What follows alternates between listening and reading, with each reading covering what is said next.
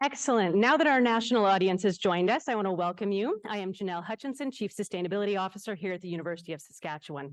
This session for the next hour is part of the Together Ensemble 2023 conference, Canada's national gathering on the Sustainable Development Goals. This year's conference runs over the course of 3 days, June 7th to 9th, in person at 5 sites across the country as well as online. It brings Canada's SDG community together across all sectors. We're pleased to be hosting this next session at the University of Saskatchewan campus as part of the broader national gathering. We welcome the rest of Canada into our event today and through this Ensemble Together Ensemble online broadcast. A full online conference program and broadcast schedule is available at www.togetherensemble.ca. So to ensure that we begin this session in a good way, I would like to welcome Elder Harvey Thunderchild from the Thunderchild Cree Nation. Thunderchild Cree Nation is within Treaty 6 territory and is a third-generation descendant of Chief Thunderchild. He was one of the signatories of the treaty in 1879. I presented Elder Thunderchild with a gift of tobacco and cloth earlier this morning, and I am very grateful that he can be here to join us.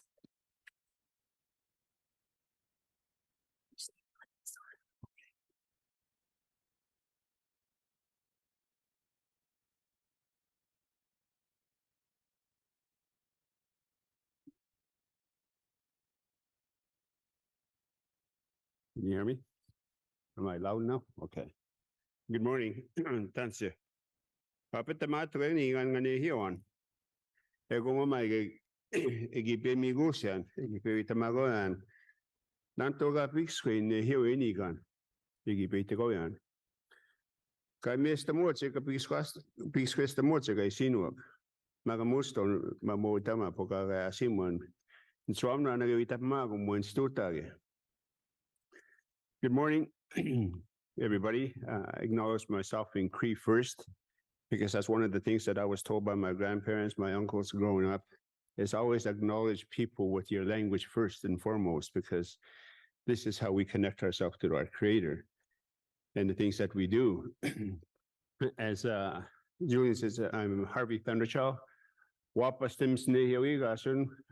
My Indian name is Wapastim, White Horse, and Achapi, meaning bow and arrow. Those were the names that were given to me when I was born by elders that raised me till I was about 5 years old. I grew up in the Thunderchild First Nation. I was born in the bush. So being gone from Saskatchewan for over 25 years, I just came back. It's glad to be back. And I think, I've been with the university since 2019 in the College of Medicine. And it's been really, really gratifying, the things that I do and the people that I work with. I know Gary from the past that I worked with when I was with FSIN. And I see a couple of my friends at that table over there that I'm with, and I figured I'd be hiding from people, but people that I know start walking in. So I have to be honest now.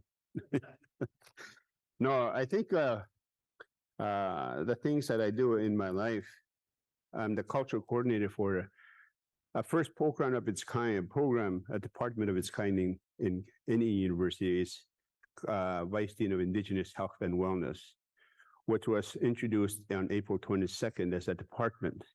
I work for Dr. Janet Tatusis in that College of Medicine. And I think it's something that we're going to be looking at in the next number of years. I guess we have to start staffing our position and the things that we need to take a look at. What we're going to be looking at is some of the health issues that First Nations people are facing, health disparities, how healthcare system works within Canada with First Nations people. It's a lot of work, and it's something that I'm looking forward to, the things that we do and carrying on. And I think it's an exciting time, not only for me, but for Janet also, Dr. Tatusis. And I'm kind of looking forward to the busy moments, I guess. And I've been involved with health for a majority of my life, being a health director, as an administrator, looking after health issues with First Nations communities, of the issues that our First Nations people are facing, how healthcare system does for our people.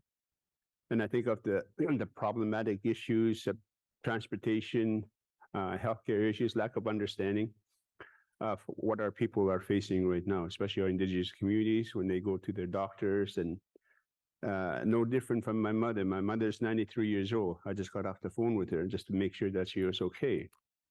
And one of the things that I usually do is when they go to the doctor, when they take her to the doctor, I need to find out from the doctor so I can explain things to her in the sense that she can understand my language of how she was treated and what the doctor's recommendations are.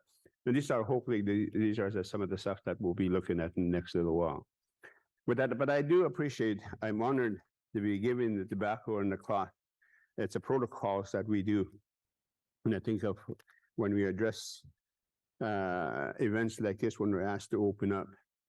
And I'm a very fluent Cree speaker. I've been off my community for 60 years, but never lost my language. And that's one of the things that my mother made sure, my brothers made sure that we didn't lose it. I lost two brothers to COVID. The first one was in 2020. He lived in Seattle when COVID first hit. He was the first Canadian that died from COVID.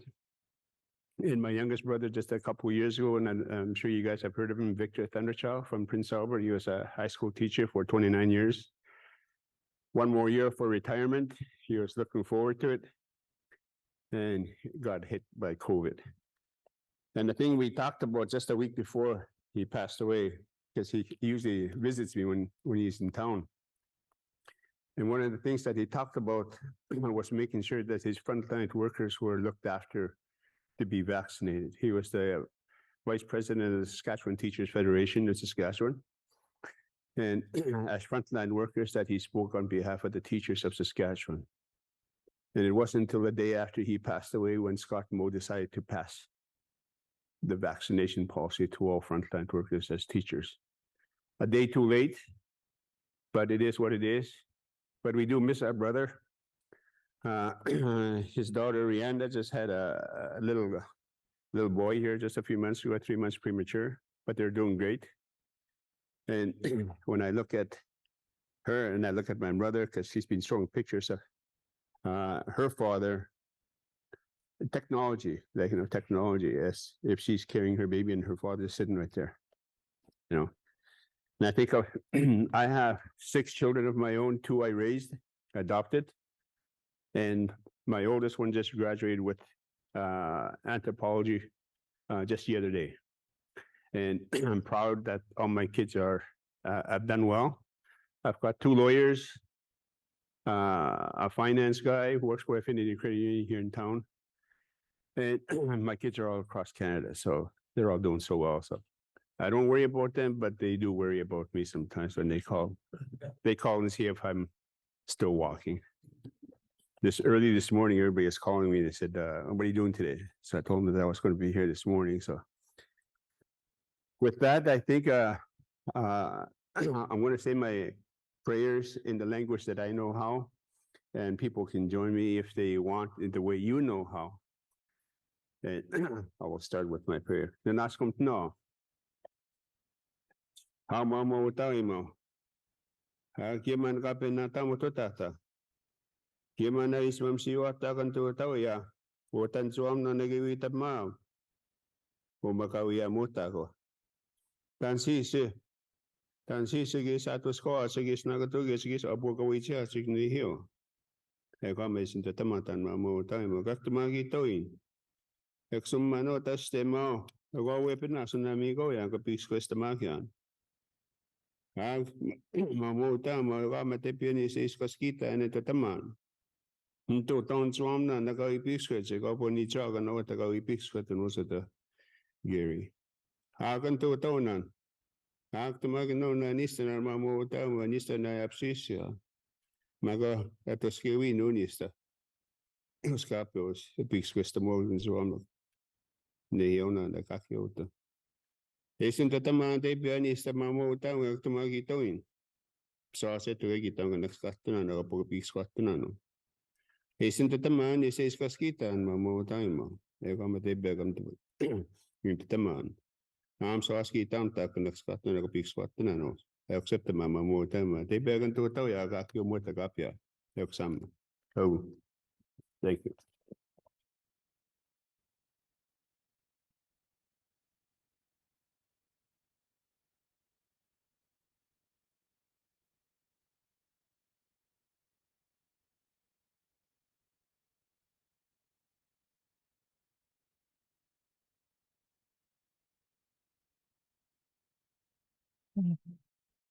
Thank you very much for those moving and thoughtful words and helping us open this up in a very good way. So I can't see the screen now. Has Jean joined us? Not yet. I'll just wait for a moment. She up on the screen? No, good morning. Okay. Yes. Okay. Thank you so much. It's really my pleasure to introduce our first keynote speaker. My name is Maureen Reed, but I am here to introduce Dr. Jean Andrey. And I have to tell you that a few years ago, okay, I admit it was a few decades ago, I was so nervous because I was facing my PhD defense at the University of Waterloo. And I'd done a very small survey within a qualitative research study. And I was worried that someone was going to ask me if this survey was representative. I wasn't prepared to answer that question. And I was fussing and fretting when Jean brought by and she simply said, I can help. And she did. And I passed. Here I am. And Jean, I know I wasn't the first person that Jean helped, but I know that she's been helping students, faculty, senior administrators, and university partners learn together and work together ever since. Dr. Jean Andrey was affectionately called Dean Jean until her retirement in 2022. She began contributing to the Faculty of Environment at the University of Waterloo in the 1980s while pursuing her PhD there. Jean's research interests included determining the implications of climate change for transportation infrastructure and operations, as well as risk assessment and hazards. Her research made a significant contribution to the academic field, but also to public policy and transportation. She's also worked tirelessly for our National Association of Geographers and received the President's Award for Outstanding Leadership and Service to the Canadian Association of Geographers in 2016. Jean's intelligence and genuine interest in the success of others also led her to excellence as a teacher. She's taught statistics for over 20 years, and that's the class that students really love to hate. Right? She taught it with style, humor, and she was awarded 3 different teaching awards in recognition of those efforts. I will tell you that indeed she received a marriage proposal from 2 of her students in a statistics class. So what are the odds? Right? I bet Jean knows the answer to that. Under Jean's leadership as Dean of the Faculty of Environment at Waterloo, the faculty emerged as a national hub for environmental research with research in climate action, sustainability solutions, flood adaptation, to name a few. With the firm belief that universities have an obligation to advance the aims of a sustainable future, in 2018, Jean launched the Pan-Canadian Network of Post-Secondary Institutions, SDSN, or Sustainable Development Solutions Network Canada, to facilitate learning and accelerate problem solving for sustainability and sustainable development.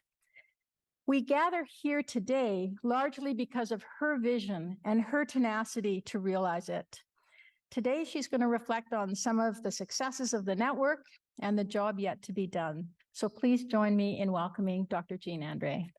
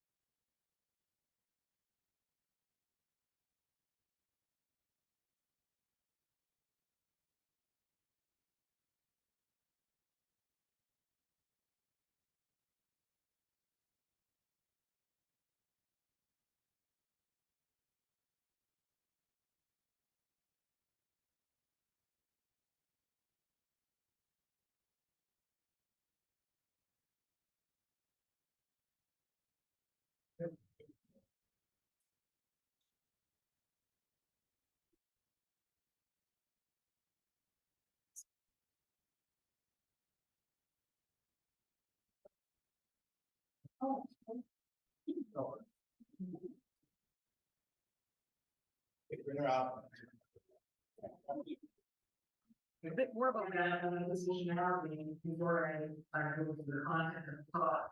So how do we generate Canadian,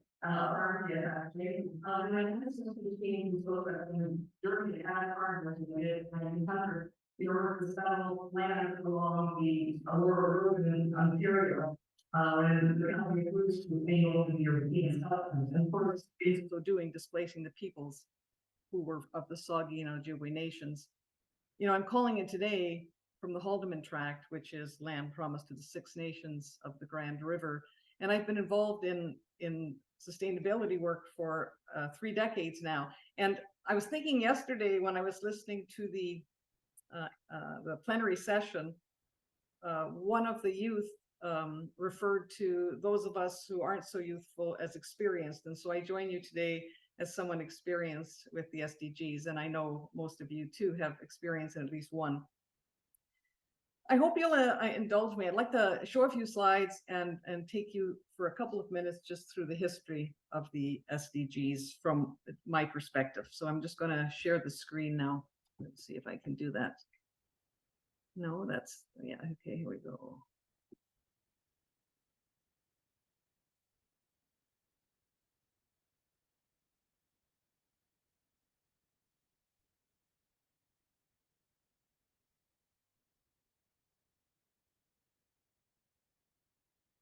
Okay, I'm hoping that that is coming through to you. So my first slide, which looks at the sustainability movement, is intended to remind us that we've actually been on this journey since before 2015, in fact, much before. And even these slides only begin partway through the movement. Nevertheless, on the left, I begin with a picture that includes Maurice Strong on the left, in the front, riding the bicycle through Stockholm in 1972, when he was the Secretary General of the United Nations meeting on the human environment. And some people will say that this was a milestone. Others will say it was really the beginning of the global movement of sustainability. And a couple of the sentences from Maurice Strong's talk, I think, show you really about the sustainability thinking at that time, and it lines so nicely with our own. So just 2 sentences. The first, our purpose here is to reconcile humans' legitimate, immediate ambitions with the rights of others, with respect for all life-supporting systems, and with the rights of generations yet unborn. And then he goes on later and he says, we wish to advance not recklessly, ignorantly, selfishly, and perilously, as we have done in the past, but with greater understanding, wisdom, and vision. We are anxious, and rightly so, to eliminate poverty, hunger, disease, racial prejudice, and glaring economic inequalities between human beings. Now, many of you perhaps know Maurice Strong was born in Manitoba. He's a proud Canadian, and he played a lot of critical roles in the United Nations movement. In fact, he was a member of the commission that produced the second image, which is just to the right of the photo, and that's the 1987 report, Our Common Future. And in that report, the Brundtland Commission is often how we call it, the terms sustainable and unsustainable took on a clarity that I think has been built on since that time. And he was there at that time. He was also the first executive director of the United Nations Environment Program. Well, then we get to 2000. And by this time, the world is mobilizing in a fairly united way around developing regions. And so we have the Millennium Development Goals from 2000 to 2015. And you can see them listed as the 8: eradicate extreme poverty and hunger, achieve universal primary education, and others. You'll also see at the bottom, there's reference to one environmental sustainability goal, and then to the right of that, partnerships. Well, as we approached 2015, it was evident that not everything had yet been achieved. But in fact, some assessments of what was achieved during the time of the Millennium Development Goals is really very impressive. There had been acceleration even in that early period.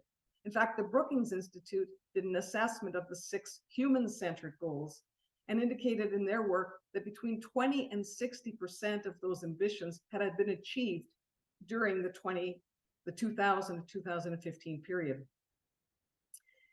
As people from across this globe were working toward what would come from 2015 onward, they were also beginning to think of who could mobilize this. So the SDGs are the resultant product, and you see them on the right.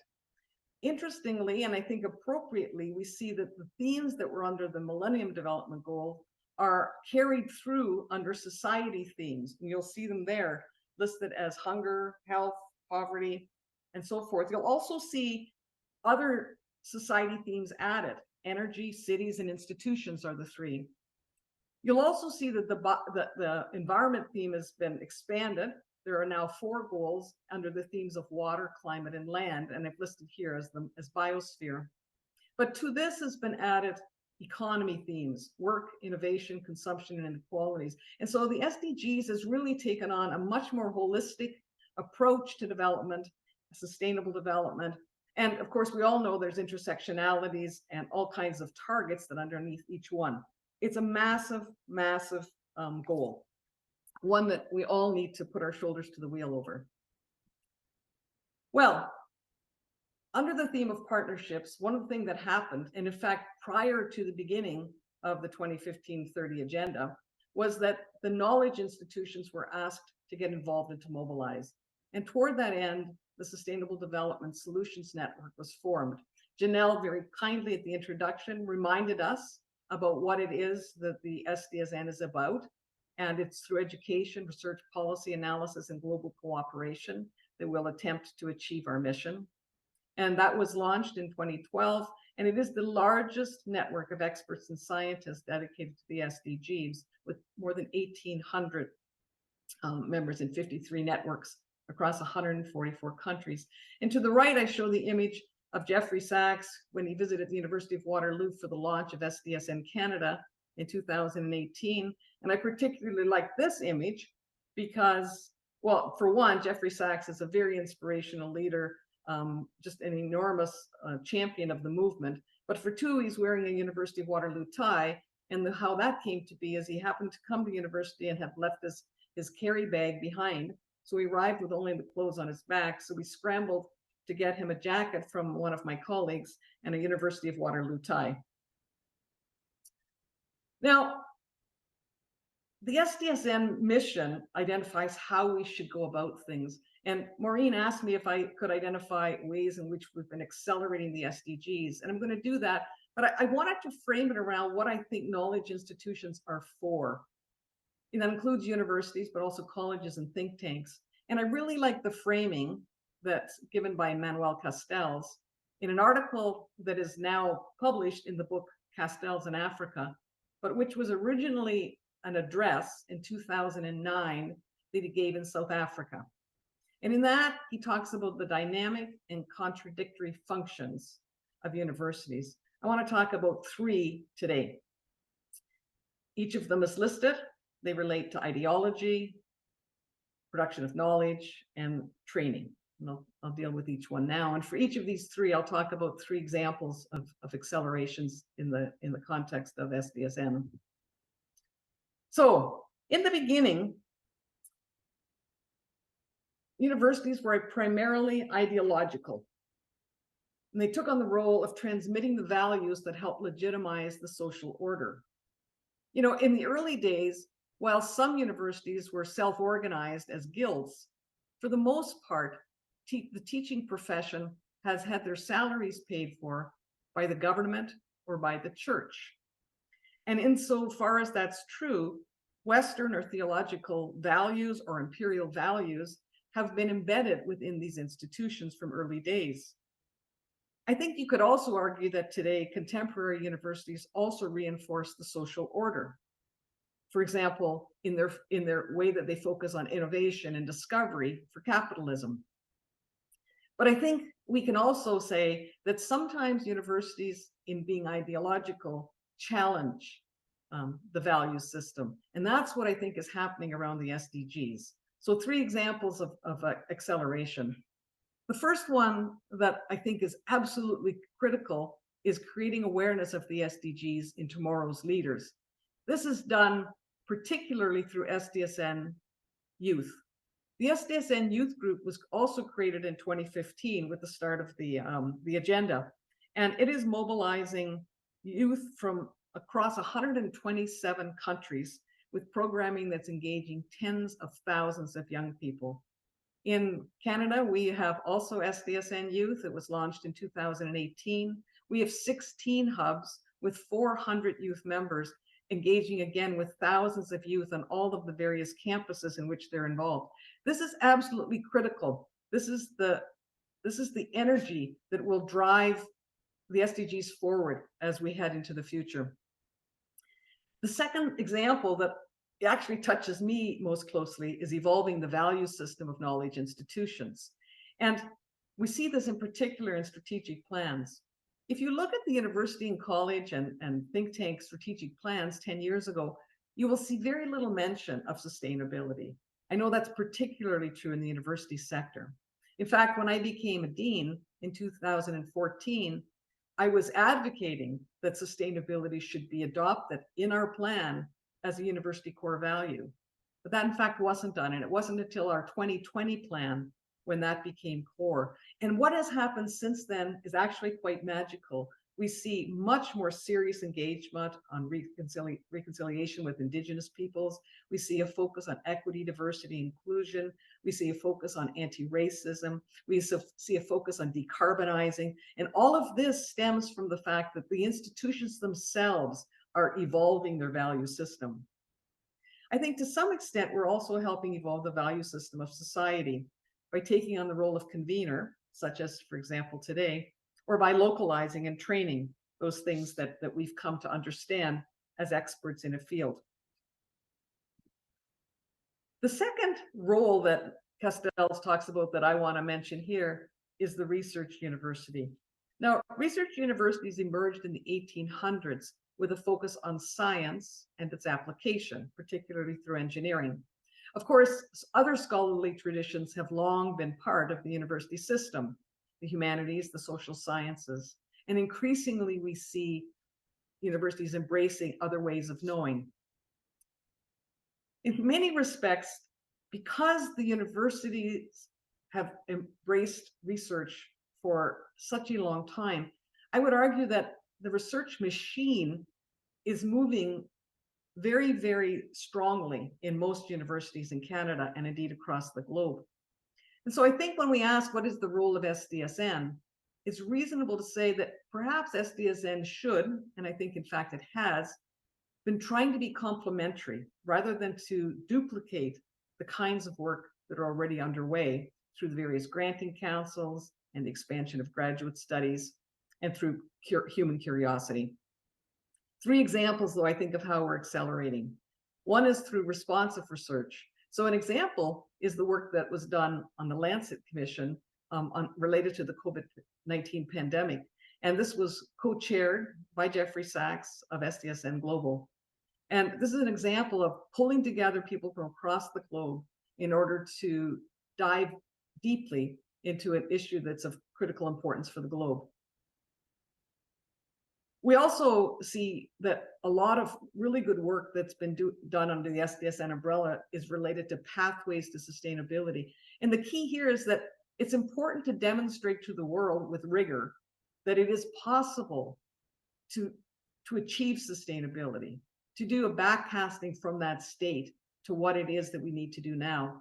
And so a lot of the earlier work that was done by SDSN with IATSE and some of the other modeling centers of the world do that exactly. Some of the work that's going on in individual countries are focusing on a particular sector.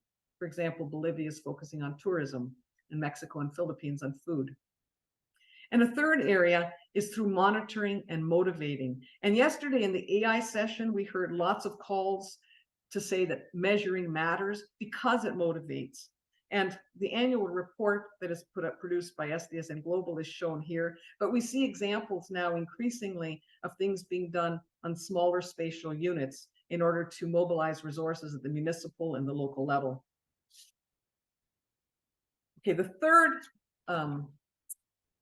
role that universities play and other knowledge institutions as well, is through training the labor force through professionalization of degrees. And that includes, for example, law and engineering and medicine, accounting and planning and all kinds of things. And it's very exciting to see what is happening. You know, my friends across the academy, regardless of their professional orientation, tell me that increasingly their organizations are adopting sustainability as core in their curriculum. There's lots of questions still about the extent to which we can squeeze yet more into some of these tightly scripted programs, but it's happening and the will is there. We also see new academic programs that are inherently interdisciplinary and focused on sustainability. And I think your own example there with the School of Environment and Sustainability is a really good example. Another way in which as the SDGs are being accelerated within the academic community is by creating resources that are truly available to the globe, to all of the SDSN members across the world. And I really love the SDG Academy work. If you haven't had a chance to look at it, it's really amazing. Some incredible films and other products. And there's also a global schools program for the primary to secondary school level. And then third, there are things happening nationally and locally. Nigeria is a fantastic example where in the tertiary, the secondary, and the primary schools, curriculum is integrating sustainability, often with the help, of course, of the sustainability experts, often in these knowledge institutions. Canada is also working on a university community of practice for sustainability education. And yesterday, I know that Minister Gould talked about other things that were happening. So I'll just end by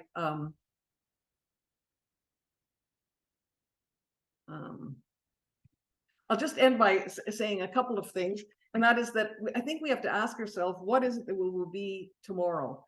Will the universities continue to evolve, and how will they evolve? And how should they evolve, in particular around this issue of values? Things are happening, it's fantastic, but the knowledge sector itself perhaps needs to reflect a little bit more deeply on what it is they're here for and what it is that society needs of them. So thank you very much.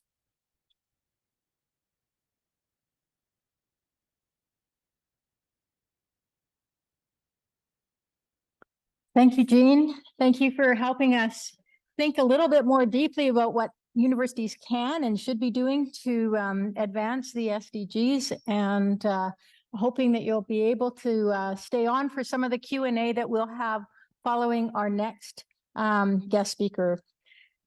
So I think I have to tell you a secret. Mr. Gary Merasty is younger than me, and he has his own Wikipedia page. I thought that was for people who lived like a long time ago. But I was wrong. I realized it's actually for people who have truly made an impact. So Gary Merasty is a former two-time Grand Chief of the Prince Albert Grand Council and a member of the Peter Ballantyne Cree Nation located in Treaty 6 territory. He is the first statist First Nations person to be elected in Saskatchewan. In the early 2000s, he served as a member of Parliament for Desnethe, Missinippi, Churchill River in northern Saskatchewan. And he is an undergraduate and a graduate in education from the University of Saskatchewan. To say something about his unfailing commitments to both Indigenous and settler people in Canada, Gary introduced the motion for the federal government to offer a formal apology to survivors of the Canadian residential school system. This motion was worked on 3 different times, but finally received unanimous all-party support in the House of Commons. Can you imagine that today? Anyway, his efforts led to the establishment of the Truth and Reconciliation Commission and a deep reckoning by settler Canadians about the harms of past and present colonization throughout society and the steps we might all take to become partners in reconciliation. Gary has also served on countless boards and providing both education and economic development opportunities for Indigenous people in Saskatchewan and Canada. For his outstanding service to the people of Canada, Gary's received both the Queen Elizabeth II Golden Jubilee Medal in 2004, and for his service to the people of Saskatchewan, the Commemorative Medal for the Centennial of Saskatchewan in 2005. And he's been working ever since. Since being a federal politician, he served with several private companies, always seeking opportunities for reconciliation through fair and sustainable economic development and through education. Presently, Gary serves as the CEO of the Peter Ballantyne Group of Companies and as Senior Advisor, Indigenous and External Relations for the School of Environment and Sustainability at the University of Saskatchewan. We are honored to welcome Gary Merasty to our event today. Please join me in welcoming him.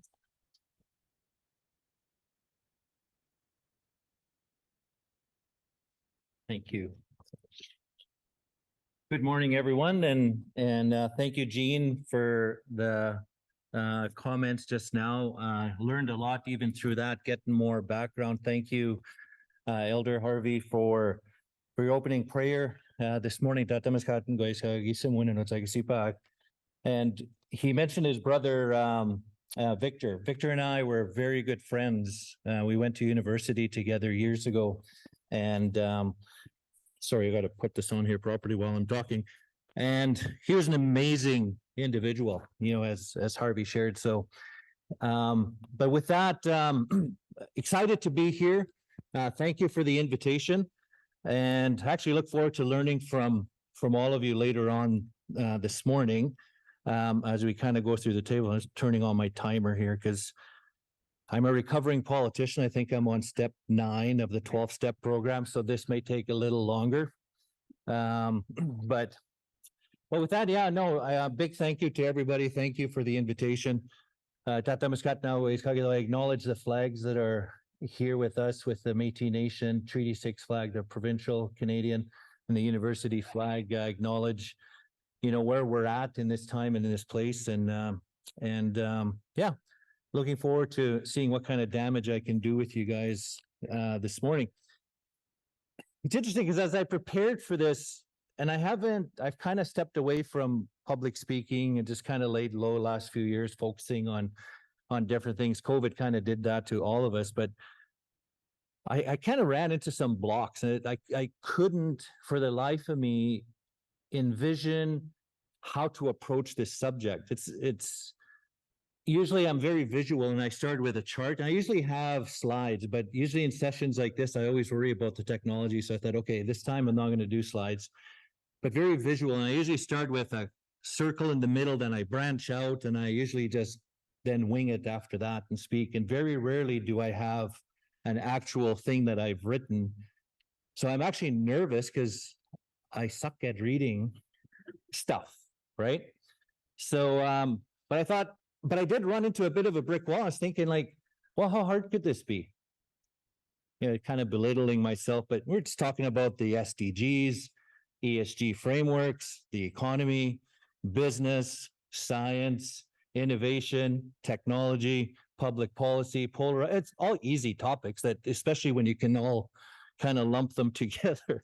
So I was a little intimidated, to say the least, but in having a conversation with Maureen, with Greg, as we were talking about this, is focus on Saskatchewan, focus on the North, focus on Indigenous. We really like to see, what your thoughts are in that space. And so after sitting down unsuccessfully a couple times, trying to craft something, got up and walked away and started thinking and create to myself, Tansitugo ay sawapata wo SDGs o tiadnigan. Tansitu ay sawapata wo kaya tiagis padik. Tansitu igis na no isiginawa megwa wo. Like just asking question how do they see SDGs in the future? How has it evolved from the past? Where are we at today? How do they see us within that? And I think through walking around, doing some other stuff around the house and talking Cree, reflecting a bit on my career as well, education, public service, politics, business, all of which had elements of global and local within them. Then I started to focus a bit more on northern Saskatchewan, our Indigenous communities, all communities, the north. And I think through the process of thinking out loud in my head, maybe even talking, my wife was probably wondering why you walking around talking in Cree in the house by yourself. But through the process of thinking in Cree, thinking about place, I think a few thoughts started to emerge for me.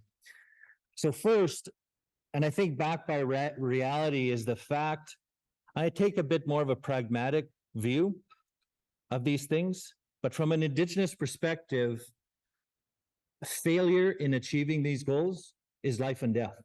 I am not even exaggerating. People are dying in our communities every day. They died yesterday, dying today, and they're dying tomorrow. The failure to achieve these types of goals that have been set out are literally life and death for us. And sometimes perhaps we don't think about that, but it certainly is true from where I was raised, nurtured, and shaped in these communities. So looking back, and I go back to my just growing up and stuff, we've been trying to advance common sense solutions to address a lot of the issues and challenges in our communities for decades. We've battled apathy, partisanship, ignorance, systemic racism, and others talked about solutions about our backyard without really involving us, right? So why do I say all this? So it's life and death because today, right now, we're seeing forest fires ravage the northern Canada. I just started reading, I don't know if you guys have started to read, I just started reading, I haven't finished it, but it's scary. John Vallant's book, Fire Weather. Interesting, it talks about forest fires. And I was 15 years old when I first went forest firefighting. They thought I was 16. I didn't correct them because I wanted to make some money. But I was scared the minute that plane landed on the Churchill River and the forest fire's right there and you could feel the heat and they said, get out. And you got your water pack and your clothes and you're wet because you're jumping in the river and right away you're fighting fire. The intensity of the fires today, the fire tornadoes he talks about, the heat, is just unbelievable. The peat moss as it dries, fires are staying for months after the surface fire has been out, right? Firefighters are on the front lines every day risking their lives. Evacuations are common in our communities. The disruption and the trauma of that to families, the disconnection and interruption of education and health services are real. And just a quick forest fire. I know I have limited time, but one time we were out firefighting and my fire boss was my uncle who had raised me. And he said, okay, in Cree, drop the hoses and run. So I kind of, I'm just kind of going like this. I'm 15 years old. My uncle who's 60 is lapped me and he's hurdling fallen trees. And I thought, oh my God, this must be serious. So I had to pick up my pace to keep up with him. But it's real. The danger is real when you're forest firefighting. And one other, because of the intense heat, we evacuated our community in 1980. And we were standing on a ridge because we couldn't do anything about the fire. And we saw it coming into view. And we were up high on a ridge. The fire preheated the trees in front of it. It rose up to the top, the treetops, and it rolled like 30 kilometers an hour, just going from west to east or east to west. It's unbelievable, the power, right?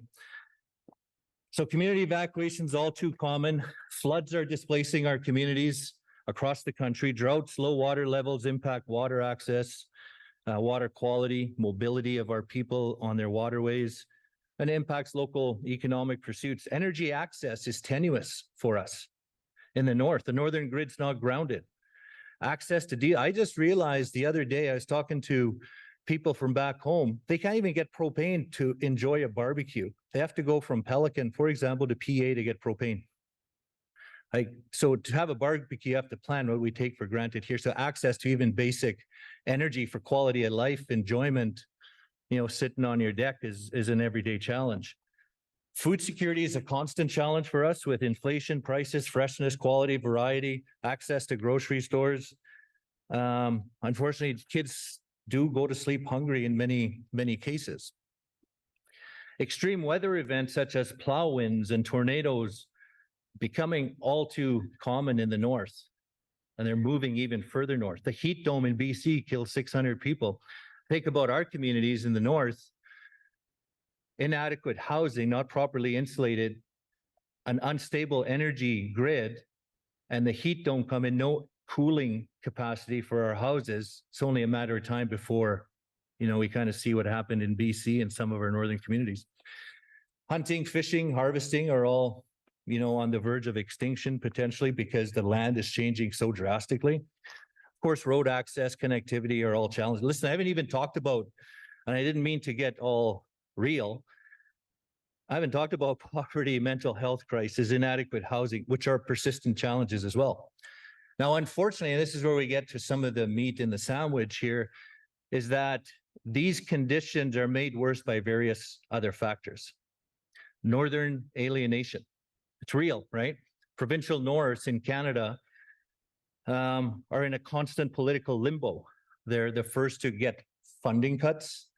They're considered later in the process to receive any benefits, typically an afterthought. And the debates between the feds and the province about who's responsible for northern infrastructure and so on and so forth. And these are real challenges across Canada's norths, right? Most of the populations in Canada live within an hour or so of the US borders, and they benefit from the bounty of the north, but very little is reinvested back north. If there's real and tangible impacts and progress with SDG goals, it's probably those Canadians living closest to the US border that feel it. We don't. Even Saskatchewan, be tough for us to argue we feel the progress. There's obviously some, but the further north you go, you're removed. But yet we're the first to feel it. And we were having breakfast this morning and we're talking about, yeah, we feel it. We see it every day, right? So northern alienation is real. 2, Indigenous peoples, northern peoples generally confronted with a unique public policy challenge comprised of 3 things. Geographic marginalization, small population over a wide geographic area. 2, demographic conflict. Average age of our people are under the age of 22. Canadians are over the age of 45. So knee and hip replacements in the majority is more of a topic than early childhood health, just to give an example. So I had this conflicting public policy issues, right? And I've been in a room as a politician with bureaucrats and other politicians say, well, it's too expensive. And it makes sense. Too expensive to build out infrastructure, education, and this and that, and the other thing, housing, all this in the north for such a small population. It's true. It's not cheap. It's real. And also we have this demographic challenge. And who do you vote for? By the way, like if you voted the right, maybe you'd get, so it's sometimes you can get pretty basic, pretty grinding, those conversations. And then you add to the public policy challenge, if you have the geographic marginalization, the demographic, then you have the jurisdictional chaos. Who's responsible for First Nation Métis issues? What's the degree of separation and responsibility for the feds and the province, right? It's like a hot potato or a game of cornhole. You're trying to get that bag in the hole and it disappears and out of sight, out of mind, or a hot potato throwing it around. So the jurisdictional chaos is real. So that's the big second. So you have northern alienation, this unique public policy challenge. And then 3, which is extremely troubling and scary right now, is our global society is more polarized than ever, in all likelihood, right? So it's really quite sad. It's so divisive and polarized on a daily basis. I don't know if you guys subscribe to the Edelman Trust Barometer that talks about trust levels in Canada, the US, and different countries. And scary, really scary what's going on. So, and as Indigenous peoples, unfortunately, we're often the targets of that polarized rhetoric centered around race, ignorance, gaslighting of macro aggressions. Just look at the recommendations in missing and murdered Indigenous women, the TRC recommendations, Colton Bushy, what happened in Saskatchewan. So these are real. And if it's getting worse, I'm really worried about that, right? If it wasn't already bad and it's getting worse. So polarization has this ability to make all of those things I talked about previously even worse and tough. So you have this unique convergence of northern alienation, western alienation, and polarization, Indigenous alienation coming together to make it tough for us who are living every day. So I paint a bit of that because it really is life and death, right? And these objectives and these goals are so critical to achieve and move forward on. And solutions exist, but the economic realities can be difficult to overcome. And political will is sometimes lacking or not necessarily smart. I remember when the SDG goals came about, pre-2015, and I thought at the time that the strategy kind of was holistic in its approach, circular in the recommendation, kind of reflective of Indigenous and tribal worldviews. And I thought they were thoughtful, comprehensive, and probably achievable. Over the years, as I did work around sustainable development reporting with various companies, utilizing various ESG frameworks, I became a little concerned. I was observing a clear disconnect between the SDG goals, ESG reporting frameworks, and business in general. Not to be cynical, but I felt a bit like the pursuit of SDG and ESG goals were too checkbox driven. We were chasing scores, right?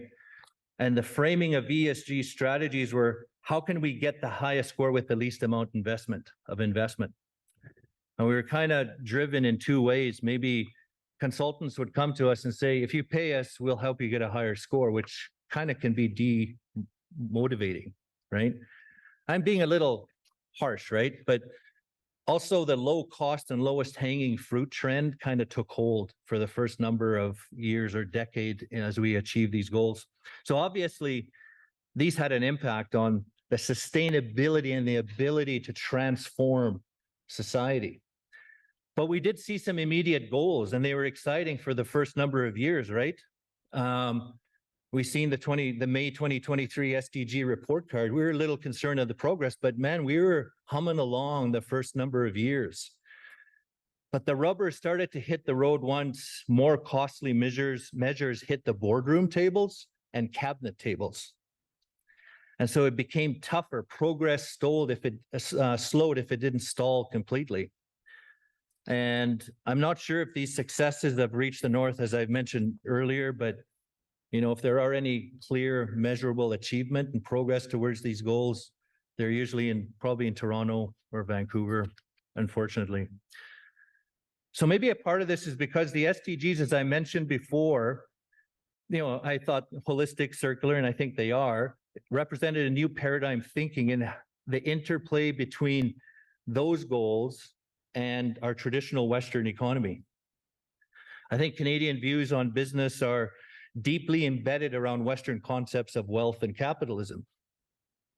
And I work in that space, and and so you see it, but it has some downfalls, right? So it has some challenges. Concept of land is to be exploited, profit is king, accumulation of the wealth is key, concentration of that wealth is desired, wage labor is a commodity, supply and demand, and so on.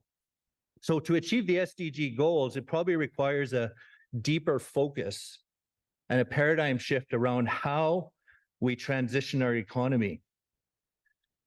I'm generalizing here a bit, but if you ask Indigenous people about what wealth and capitalism is about, I think the answer revolves around good health, well-being, connection to land and place. We love profits when we have businesses. I'm head of a big group of companies and that, right? But there's tweaks and there's a worldview change a bit that probably needs to happen. So, and I know a lot of bright minds in the world went into thinking about the transition from a high carbon to low carbon world. I'm sure those great minds also thought about how, quality of life can be aided by improvements to technology and innovation and rolling it out. I sit on the board of the IRPP, Institute of Research of Public Policy, and we met in Calgary the other day.